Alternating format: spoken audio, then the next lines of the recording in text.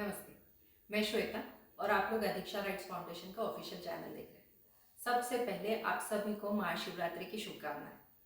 जैसे कि मैंने आपको लास्ट वीडियो में बताया था कि मैं बहुत जल्दी आप लोगों के लिए वीडियो लेके आऊंगी जिसमें बताऊंगी कि फॉर्म भरते समय किन चीज़ों का ध्यान रखना है। तो मैं आपको बता दूं कि हमारे सूत्रों से पता चला है कि 20 तारीख यानी सोमवार से हमारे लिए ऑनलाइन एप्लीकेशन का पोर्टल शुरू हो सकता है। तो शुरू के 1-2 दिन थोड़ा सा पोर्टल पे तकलीफ होती है क्योंकि बहुत ज़्यादा लोग फॉर्म भरने के लिए ट्राई कर रहे होते हैं, तो इसीलिए ज़्यादा हड़बड़ाहट ना करें। 1-2 दिन रुक के अभी अगर आप फॉर्म भर सकते हैं तो बेहतर होगा। फॉर्म भरते समय जिन चीज़ों का आपको ध्यान रखना है उनमें सबसे मेन होता है नाम। नाम की स्पेलिंग में बिल्कुल भी गलती नहीं होनी चाहिए। तो इसीलिए फॉर्म भरते समय आधार कार्ड को आप अपने साथ रखिए ताकि उसमें से देख के ही स्पेलिंग डालें। जेंडर बराबर चूज करिएगा। आपका मैरिटल स्टेटस क्या है वो डालना होता है क्योंकि अगर कोई सिंगल पेरेंट है तो उसके लिए वहाँ पे अलग से ऑप्शन होते हैं। विडो है, डिवोर्सी है, वो ऑप्शंस होते हैं, उसमें से आपको चूज करना है। उसी हिसाब से फिर आपको डॉक्यूमेंट्स भी देने होते हैं बाद में।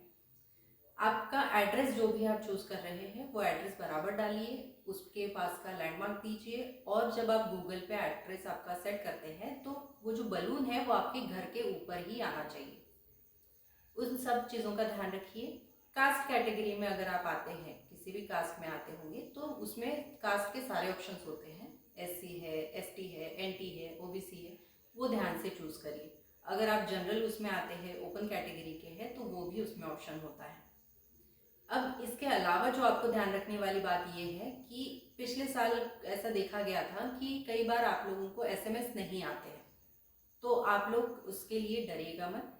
एसएमएस अगर नहीं आया है तो आप फिर से कोई फॉर्म फिल कर रहे हैं तो ऐसा मत करिएगा क्योंकि वो डुप्लीकेट फॉर्म कहलाता है। और डुप्लीकेट फॉर्म अगर भरते हैं तो ये कई बार तो सिस्टम ही उसे रिजेक्ट कर देता है और अगर नहीं हुआ तो आगे चल के फिर वो ध्यान में आ ही जाता है और फिर बाद में आपका फॉर्म रिजेक्ट कर दिया जाता है।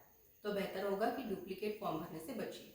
अगर एसएमएस नहीं भी आया है तब भी आपका फॉर्म सबमिट हुआ या नहीं ये जानने के और भी कई सारे तरीके होते हैं, आप उस तरह से पता कर सकते हैं।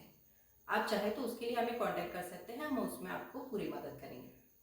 फॉर्म भरते समय अगर कोई दिक्कत आती है, आपको उसके बारे में कुछ जानकारी चाहिए तो उसके लिए भी आप लोग हमें कांटेक्ट कर सकते हैं।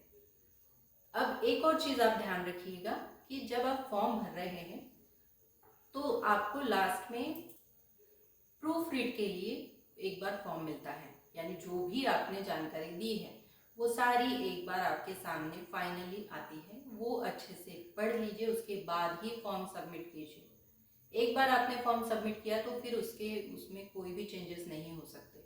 तो फॉर्म सबमिट करने के पहले सारी जानकारी अच्छे से पढ़ लीजिए और फिर सबमिट करिए।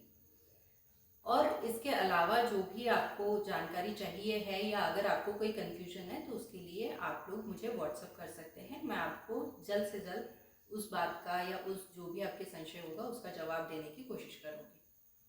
इसके अलावा मेरे जो बाकी सोशल मीडिया हैंडल्स है उसको फॉलो कीजिए क्योंकि मैं उसमें रोज़ कुछ नई अपडेट डालती रहती हूँ। और अभी कुछ ही दिनों में फिर से मैं एक नया वीडियो बनाऊंगी कि आप लोगों को किन चीज़ों का ध्यान रखना है आपके लॉटरी में नंबर आने के बाद, क्या चीज़ें करनी है उस बारे में मैं आपको जल्दी एक वीडियो बना के आपके सामने आती हूँ। तो मेरे इस वीडियो को लाइक कीजिए, शेयर कीजिए, मेरे चैनल को सब्सक्राइब कीजिए और अगला वीडियो आपको जल्द से जल्द मिले उसके लिए बाजू के बेल आइकन को दबाइए ताकि आपको नोटिफिकेशन मिले। धन्यवाद।